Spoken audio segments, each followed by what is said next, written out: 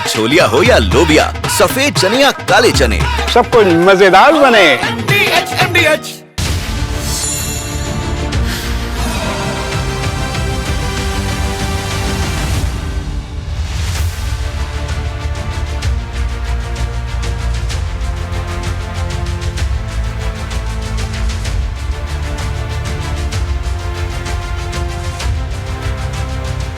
नमस्कार, मैं हूं विवेक श्रीवास्तव और आप रिपब्लिक भारत पर मेरे साथ देख रहे हैं राष्ट्र सर्वोपरि।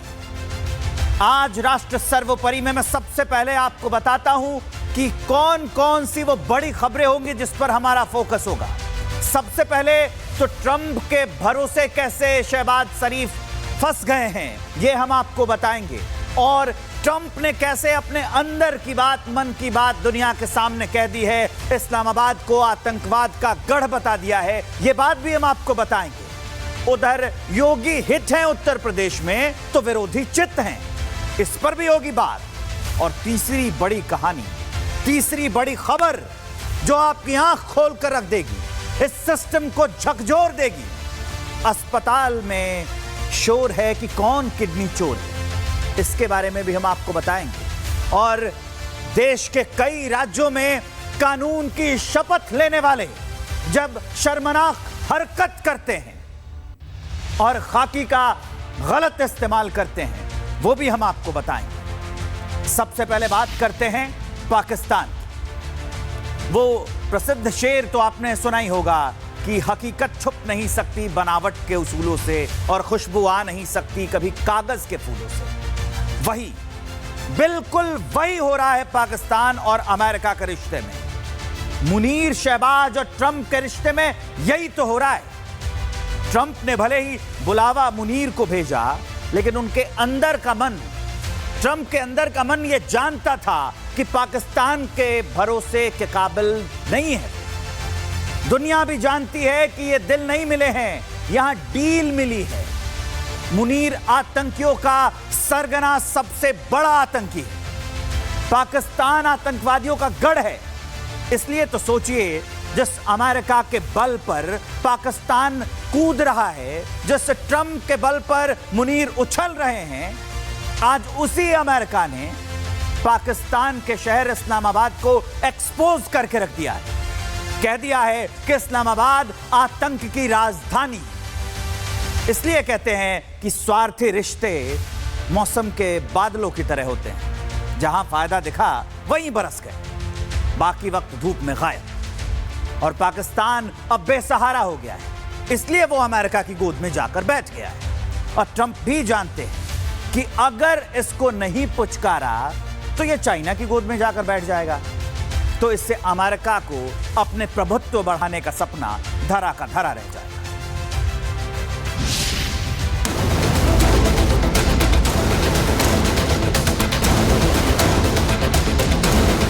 डोनाल्ड ट्रंप का भी खुलूस दिल से शुक्रिया अदा करता हूं, जिन्होंने जंग बंदी के लिए मस्बत और ठोस किरदार अदा किया। कश्मीरी समस्या के अंदर हम किसी और देश की दखल नहीं चाहते। किसी भी प्रकार के दुस्साहस का परिणाम दर्दनाक होगा।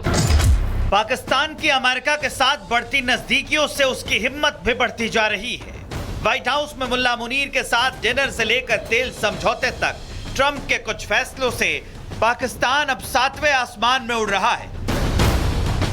वैसे भी ट्रंप को तलवे चाटने और जी हजूरी करने वाले लोग पसंद भी आते हैं, और पाकिस्तान का इसमें महारत भी हासिल है, और ऐसा शहबाज ऑपरेशन सिंदूर के दौरान कर भी चुका है।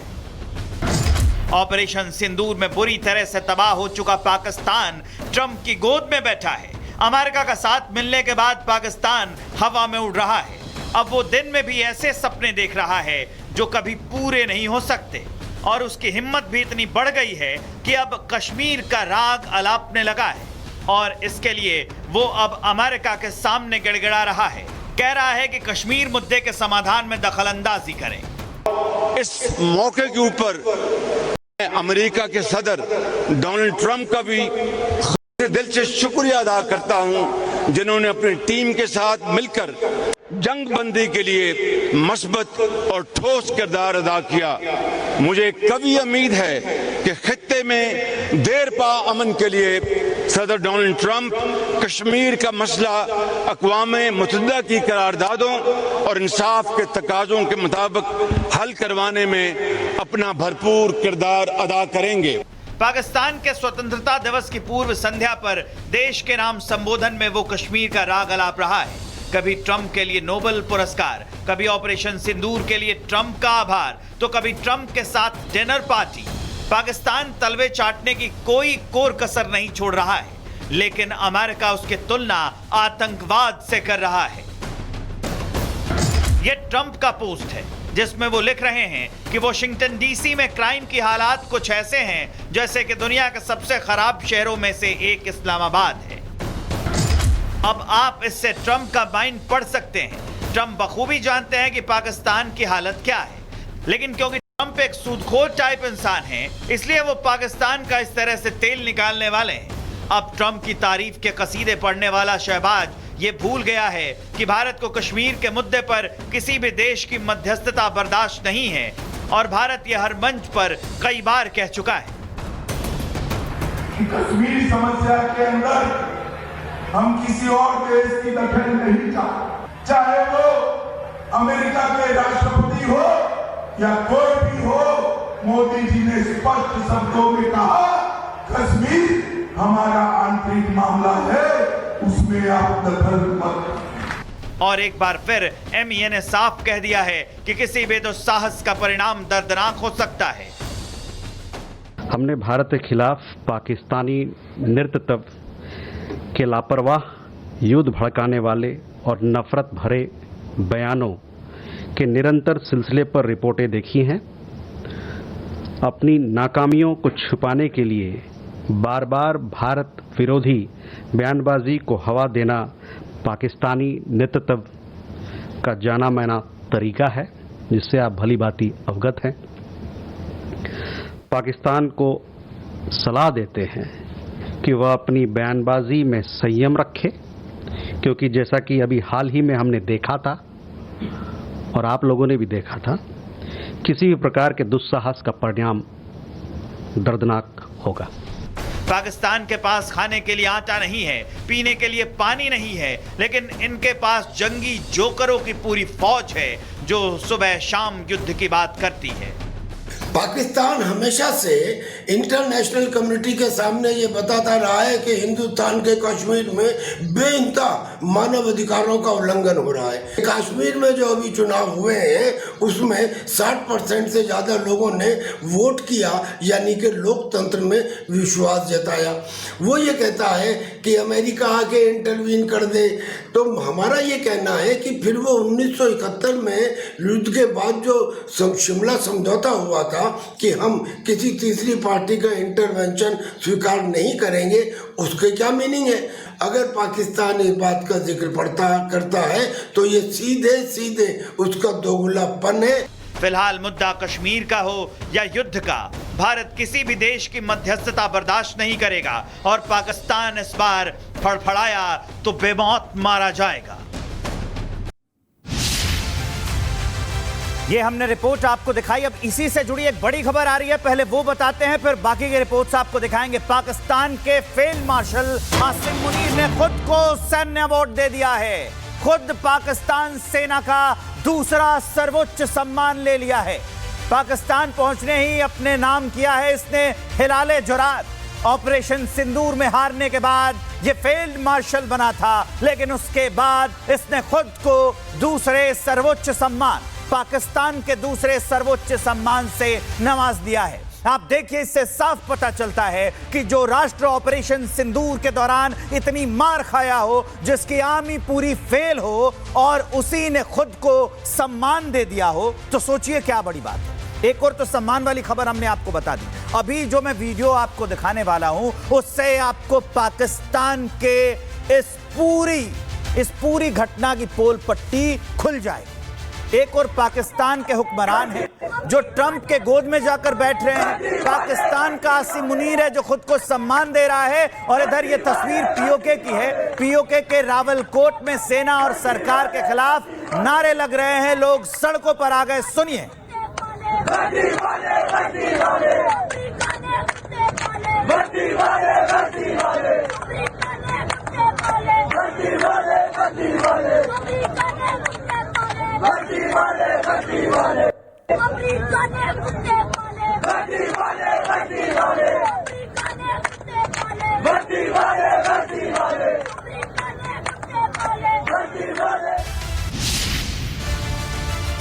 तो ये आपने सुना कि कैसे उनका विरोध हो रहा है। अब चलिए अगली बड़ी खबर की ओर बढ़ते हैं। वो कहावत तो बहुत पुरानी है लेकिन काफी सार्थक है। मुख में राम बगल में छुरी, इसी को चरितार्थ कर रही है इन दिनों यूपी विधानसभा और वहां के विपक्ष के नेता।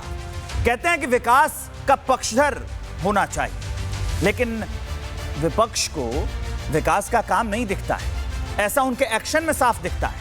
नहीं तो आप बताइए कि पूजा पाल ने अच्छे कामों के लिए सीएम योगी की तारीफ कर दी तो समाजवादी पार्टी ने उन्हें पार्टी से निकाल दिया।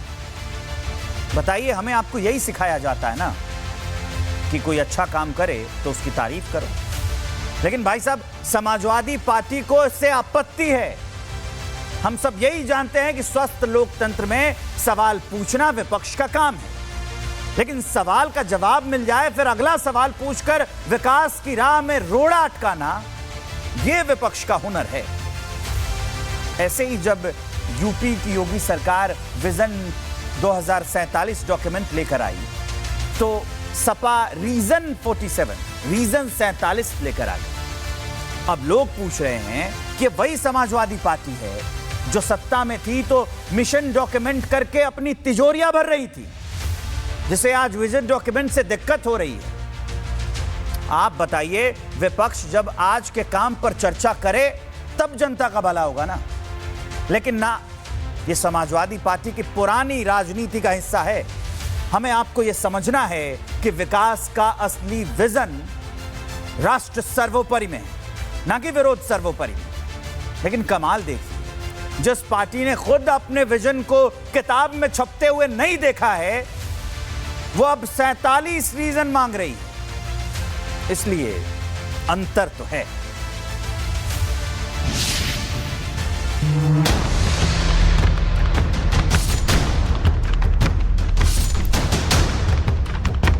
मैं धन्यवाद देना चाहती हूं माननीय मुख्यमंत्री जी को, जिन्होंने मेरे छुपे हुए उन आंसुओं को देखने का काम किया जो वर्षों में किसी ने देखने का काम नहीं किया। आप लोग तो वैसे भी घोषित रूप से महिला विरोधी, देख सपाई बिटिया घबराई। ये सरकार विकास के खिलाफ है, ये इनका कोई विजन नहीं है। लगा के आग बहारों की बात करते हैं, जिन्होंने रात में चुन चुन करके बस्तियां लूटी, वही नसीबों के मारों की बात करते हैं।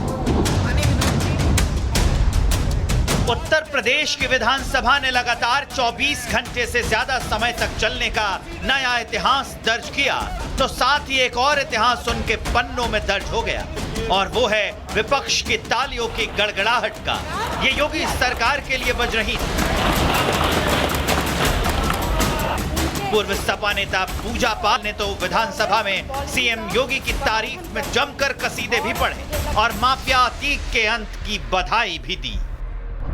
मेरे जैसे पता नहीं कितने महिलाओं की सिंदूर को मिटाया गया, पता नहीं कितने माताओं की गोदी सूनी कर दी गई। मैं धन्यवाद देना चाहती हूं ऐसे मुख्यमंत्री जी का, जिन्होंने जीरो टॉलरेंस ला करके, पॉलिसी को ला करके, अपना करके अपराध और माफिया अतीक अहमद जैसे अपराधियों को मट्टी में मिलाने का काम। पूजा पाल के मुंह से निकला एक शब्द सीएम योगी के यूपी में इंसाफ थ्योरी की कहानी बता रही है, और एक पत्नी का दर्द भी झलक रहा है। लेकिन अगले 8 घंटे के अंदर ही अखिलेश यादव ने पूजा पाल को पार्टी से बर्खास्त कर दिया। विधायक से पहले मैं एक महिला थी, मेरी 9 दिन की शादी हुई थी, मेरे हाथ के मेहंदी नहीं छूटे थे। मेरे पति मात्र 3 महीना इस विधायक इस सदन के सदस्य हुए थे, और उसके बाद उनकी हत्या करके दिन दहाड़े उनको क्या कहते हैं हत्या कर दिया गया, और उनकी डेड बॉडी नहीं दी गई। तो मैंने तो कल कोई भी विकास की मैंने बात नहीं की, ना मैंने कोई समाजवादियों की बात की, ना मैंने कोई नेता की बात की। मैंने पर्सनल सिर्फ अपनी बातें रखी। एक महिला को इस तरह से अचानक निष्कासित कर देना, क्या मैंने सिर्फ और सिर्फ तारीफ किए थे। 2047 में यूपी कैसा होना चाहिए, इस पर विधानसभा में चर्चा हुई। पक्ष विपक्ष के बाद सीएम योगी आदित्यनाथ ने बोलना शुरू किया तो एक एक कर सपा नेता की बखिया उधेड़।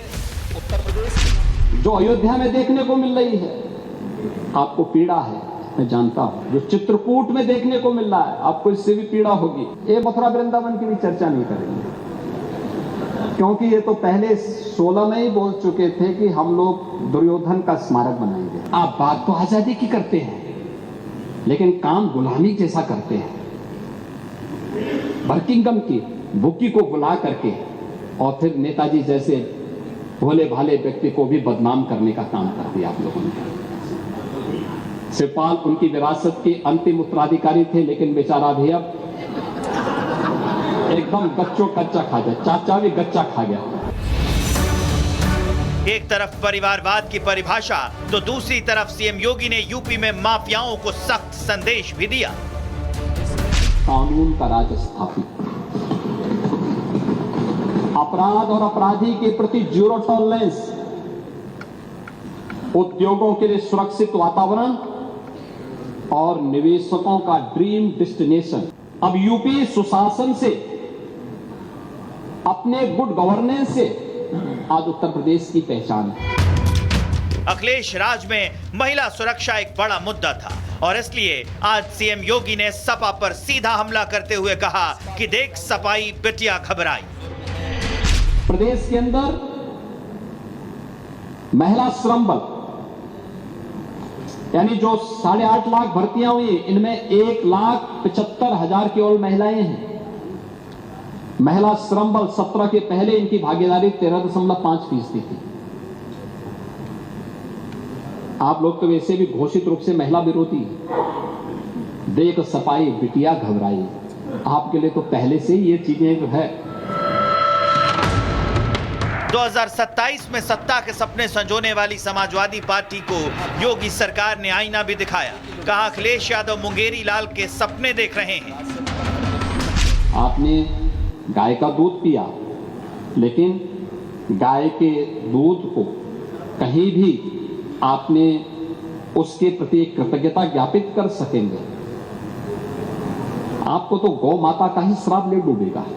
ये श्राप तो आपको लगता है, और इसलिए 27 में आने का सपना मत देखिए।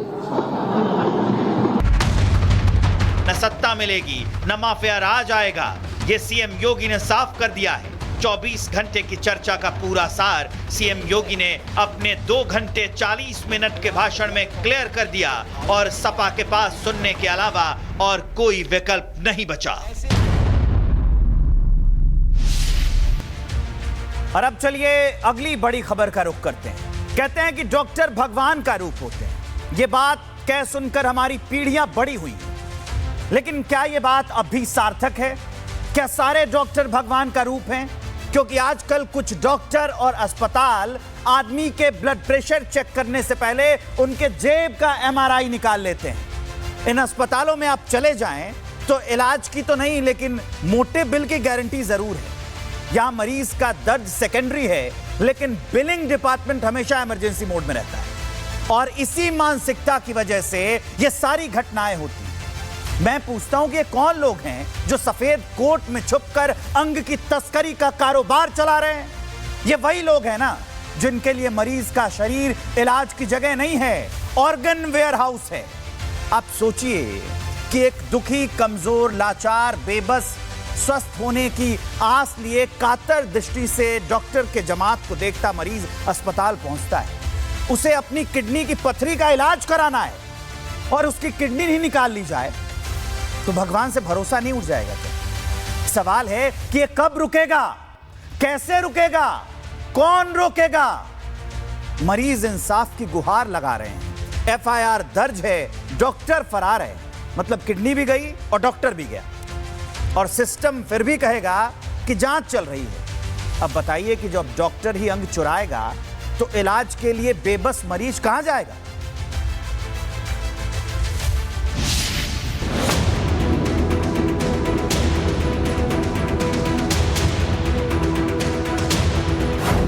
हॉस्पिटल में अंगों की तस्करी, पथरी पथरी की जगह निकाल ली किडनी। तो किडनी निकाल दी गई है, किडनी में घाव बना दिया इसने। सोचिए, आप पथरी का इलाज कराने अस्पताल जाएं, रातों रात ऑपरेशन हो जाए और आप लौट कर आए तो पता चले कि आपकी एक किडनी ही निकाल ली गई। जी हां, उत्तर प्रदेश के कुशीनगर में एक ऐसा सनसनीखेज मामला सामने आया है जिसने लोगों का भरोसा न सिर्फ अस्पतालों पर बल्कि इंसानियत से भी उठा दिया है। आरोप है कि अस्पताल के संचालकों ने बिना सर्जन के रातों रात एक मरीज का ऑपरेशन किया और उसकी एक किडनी निकाल। तो वो बोला कि तुम्हारा ट्रीटमेंट होगा, सही हो जाएगा। हमसे ये नहीं बोला कि तुम्हारा किडनी खराब हो गया है और किडनी निकाला जाएगा। पथरी के इलाज के भरोसे अस्पताल पहुंचे इस शख्स के ऑपरेशन बेड पर इसकी उम्मीदों का कत्ल कर दिया गया। पथरी निकालने के नाम पर उसकी किडनी निकाल ली गई। ये लापरवाही नहीं बल्कि सफेद कोट में लिपटी इंसानी शक्ल की दरिंदगी है और अब पीड़ित इंसाफ के लिए दर दर भटक रहा है। दरअसल अलाउद्दीन को पेट में दर्द और पथरी की शिकायत थी। वो इलाज के लिए कोटवा के न्यू लाइफ केयर अस्पताल पहुंचा, जहां अस्पताल संचालक इमामुद्दीन और तार मोहम्मद ने बाई किडनी में 17 मिलीमीटर की पथरी बताकर भर्ती कर दिया। ऑपरेशन हुआ लेकिन पथरी नहीं निकली, पूरी की पूरी किडनी ही निकाल ली गई। अब ऑपरेशन के बाद तबीयत बिगड़ने लगी, शरीर कमजोर होने लगा, हालात गंभीर हुए तो पीड़ित को लखनऊ पीजीआई भेजा गया और फिर 25 मई को अल्ट्रासाउंड ने सच्चाई खोली तो बाईं किडनी का नामो निशान तक नहीं था। इलाज के बाद होश आने पर अलाउद्दीन ने सीधे एसपी संतोष कुमार मिश्र से मिलकर न्याय की गुहार लगाई। प्रॉब्लम हमारा था, पथरी था, हम ऑपरेशन कराने आए थे तो ये हम जा रहे थे महाराज में ऑपरेशन कराने। ये बोले कि यहाँ सर्जन आते हैं डॉक्टर, यहीं पे ऑपरेशन हो जाएगा पथरी का। फिर किडनी कैसे निकाल दी? तो किडनी निकाल दी गई है, किडनी में घाव बना दिया इसने। किडनी में घाव बना दिया, वहाँ ले गया तो वो बोला कि तुम्हारा ट्रीटमेंट होगा, सही हो जाएगा। हमसे ये नहीं बोला कि तुम्हारा किडनी खराब हो गया है और किडनी निकाला जाएगा। एक आदमी की किडनी चोरी हो गई लेकिन चिकित्सा अधिकारियों को अभी तक इसकी जानकारी ही नहीं। अभी तक तो हमारे संज्ञान में नहीं आया है। नॉर्मली अभी हमें चार्ज लिए हुए हफ्ते 10 दिन हुए। ऐसी अगर कोई बात है तो हम उस पर जाके विजिट करके सख्त कार्रवाई करवाते हैं। डिप्टी सीएमओ साहब के संज्ञान में अगर होगा ये चीज, उनसे हम बात कर लेते हैं। किडनी निकालना अंग प्रत्यारोपण अधिनियम के तहत गंभीर अपराध है। दोषी पाए जाने पर उम्र कैद तक की सजा हो सकती है। भारतीय दंड संहिता की धारा 326A, 419, 420 और अंग प्रत्यारोपण अधिनियम की धाराएं कहती हैं कि अगर आरोप साबित हुए तो दोषियों को न सिर्फ जेल बल्कि भारी जुर्माना भी भरना पड़ सकता है। लेकिन पूरा इलाका सन्न है, सवाल गूंज रहे हैं, क्या अस्पताल अब इलाज के लिए मंदिर है या मौत के फंदे? कितने और मरीज ऐसे मेडिकल शिकारियों के शिकार बन चुके हैं? कुशीनगर का ये किडनी कांड इंसानियत, ईमानदारी और मेडिकल एथिक्स तीनों को चीर देने वाला सच है और जब तक आरोपी सलाखों के पीछे नहीं जाते, हर मरीज के दिल में डर की ये धड़कन जिंदा रहेगी।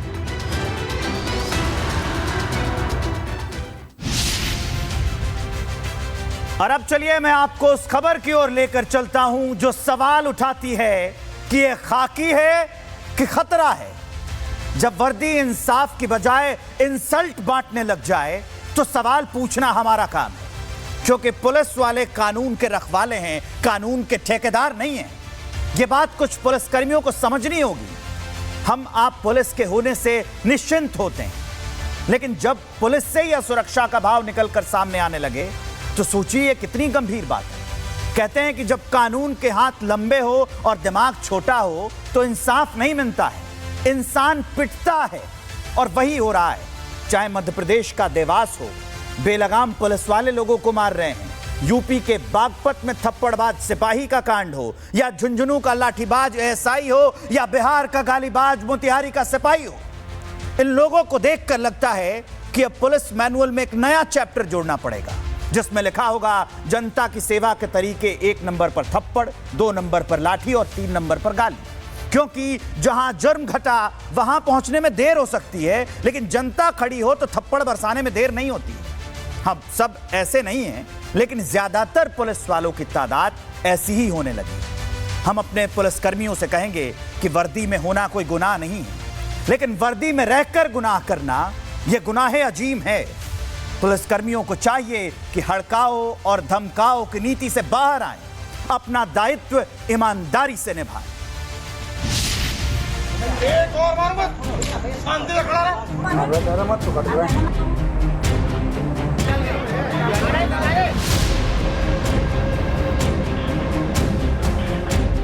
कानून की वर्दी पहन लेने से कोई कानून का रखवाला नहीं बन जाता।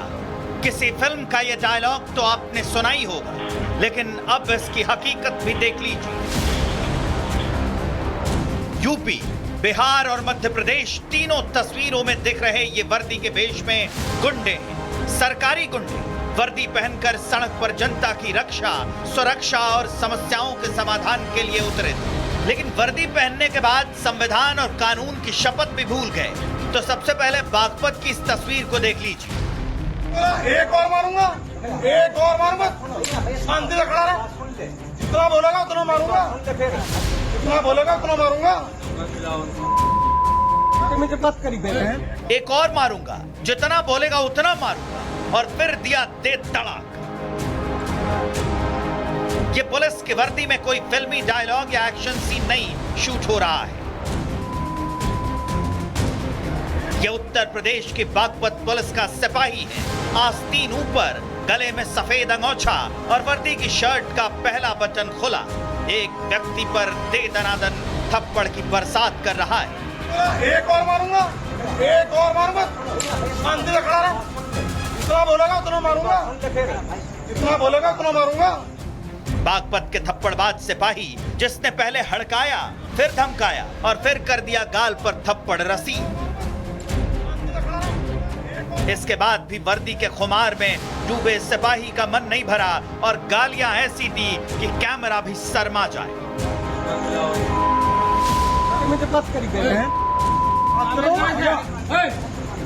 इस थप्पड़बाज सिपाही का नाम आशीष कुमार है, जो खेकड़ा क्षेत्र के डायल 112 पर तैनात है। सिपाही रात के समय चेकिंग पर था और तभी कुछ युवकों से उसकी नोकझोंक हो गई। बस फिर क्या था, साहब पर वर्दी का ऐसा खुमार चढ़ा कि उसके आगे पारा भी ठंडा पड़ गया। थप्पड़बाज सिपाही की ये गुंडागर्दी वीडियो में कैद होने पर जगजाहिर हो गई, लेकिन ऊपर बैठे अधिकारी चुप हैं। ना अभी तक कोई बयान आया, ना एक्शन।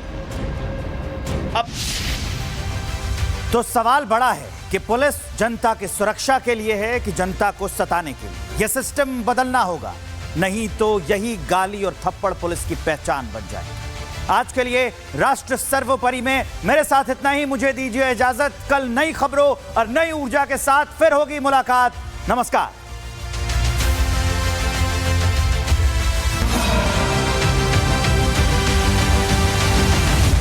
MDH की हल्दी मिर्ची धनिया करे कमाल, ये रंग दे, ये खुशबू दे, ये तीखा, ये कम पड़े, क्या निराला MDH मसाला।